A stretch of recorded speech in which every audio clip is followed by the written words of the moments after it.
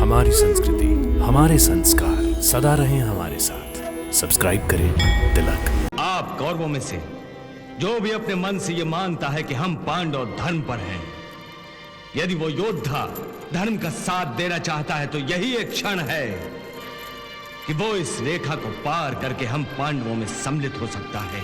धर्म के नाम पर योद्धाओं को भीख नहीं मिलती।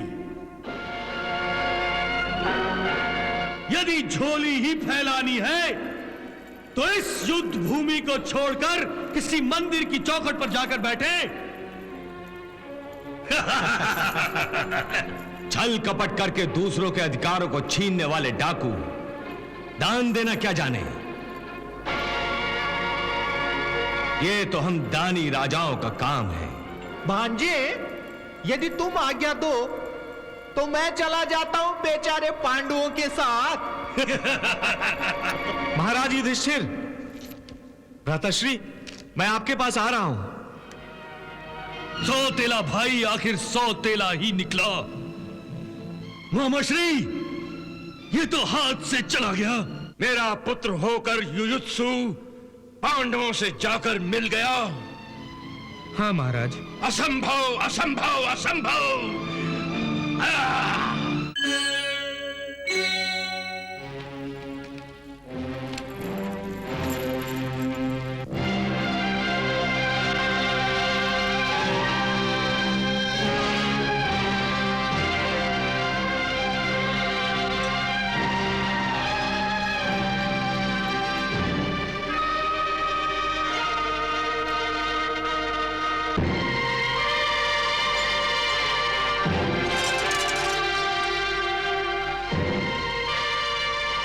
हे क्षत्रिय कौरव योद्धाओं,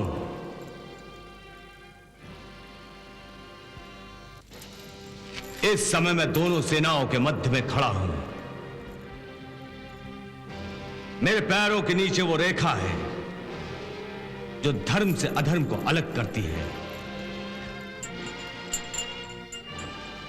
इस रेखा के पार दोनों ओर की सेनाएं तथा उसका हर योद्धा यही मानकर युद्ध करेगा कि वही धर्म पर है। परंतु सत्य यह है कि दोनों की दोनों सेनाएं धर्म के मार्ग पर नहीं हो सकती।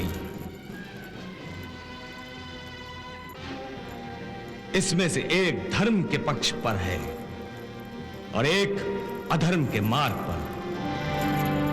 परंतु आप कौरवों में से जो भी अपने मन से यह मानता है कि हम पांडव धर्म पर हैं, यदि वो योद्धा धर्म का साथ देना चाहता है तो यही एक क्षण है कि वो इस रेखा को पार करके हम पांडवों में सम्मिलित हो सकता है।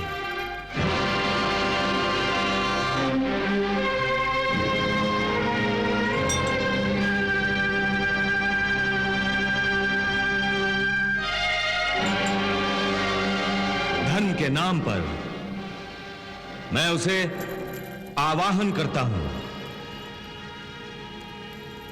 कि वो वहीं जाए जिधर उसका मन है।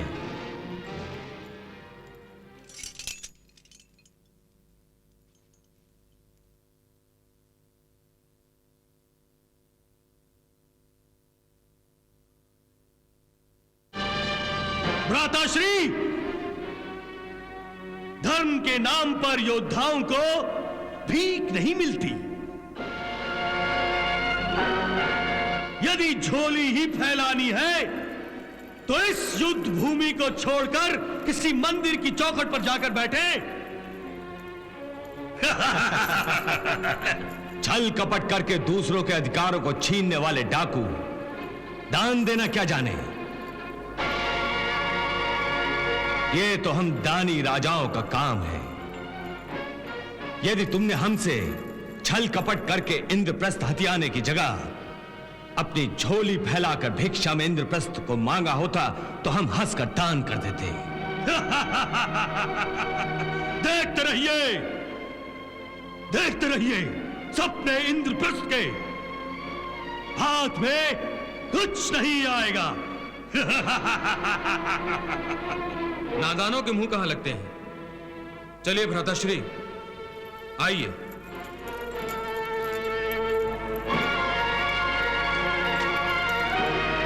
महामश्री, लो, ये तो खाली हाथ जा रहे हैं। भांजे, यदि तुम आज्ञा दो तो मैं चला जाता हूं बेचारे पांडवों के साथ। महाराज युधिष्ठिर,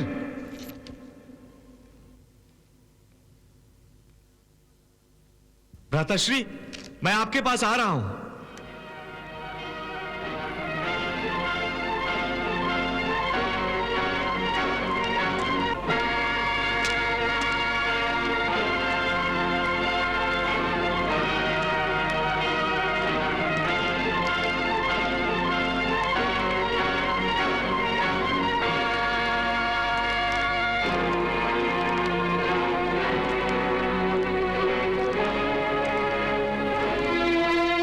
मैं युयुत्सु आपके पक्ष में युद्ध करूंगा। युयुत्सु? क्या आप मुझे अपने दल में स्वीकार करेंगे? युयुत्सु, तुम्हारे लिए स्थान केवल हमारे दल में नहीं है, हमारे दिल में भी है। आओ, हमारी छाती से लग जाओ।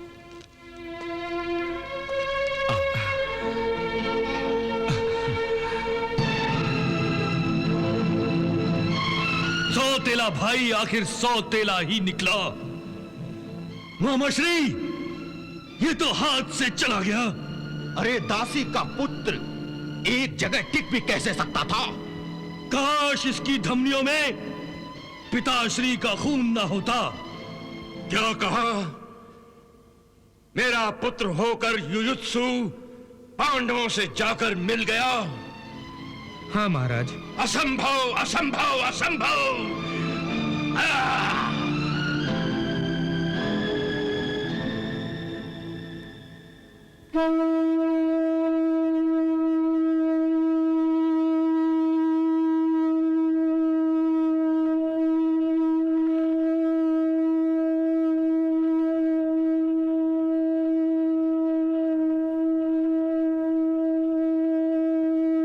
हे भोलेनाथ, भगवान श्री कृष्ण तो इस युद्ध में एक सारथी की भूमिका निभा रहे हैं, फिर वो किसी योद्धा से पहले शंख बजाकर युद्ध की घोषणा कैसे कर रहे हैं? देवी, ये केवल एक साधारण युद्ध नहीं है, धर्म युद्ध है, जो एक ओर 100 दुर्गुण और दूसरी ओर 5 सद्गुणों के बीच होने जा रहा है। और इन दोनों के बीच स्वयं भगवान श्री कृष्ण ही धर्म के मार्गदर्शक हैं।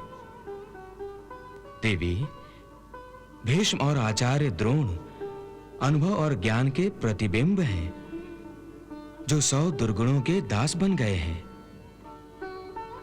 5 पांडव धर्म, बल, शौर्य, सौंदर्य तथा विवेक, इन 5 गुणों के प्रतिबिंब हैं।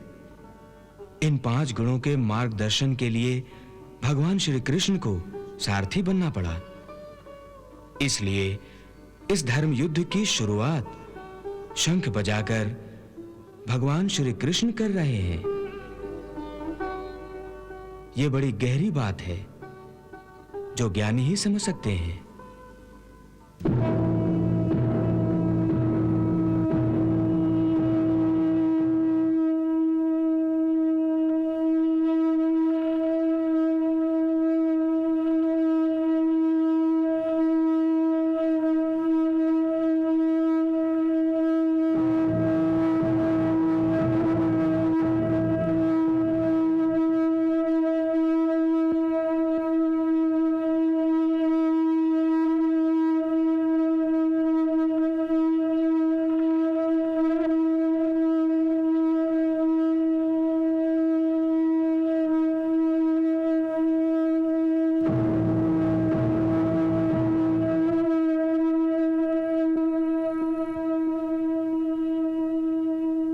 महारानी, युद्ध आरंभ होने वाला है। शंखों की ध्वनि सुन रही है ना?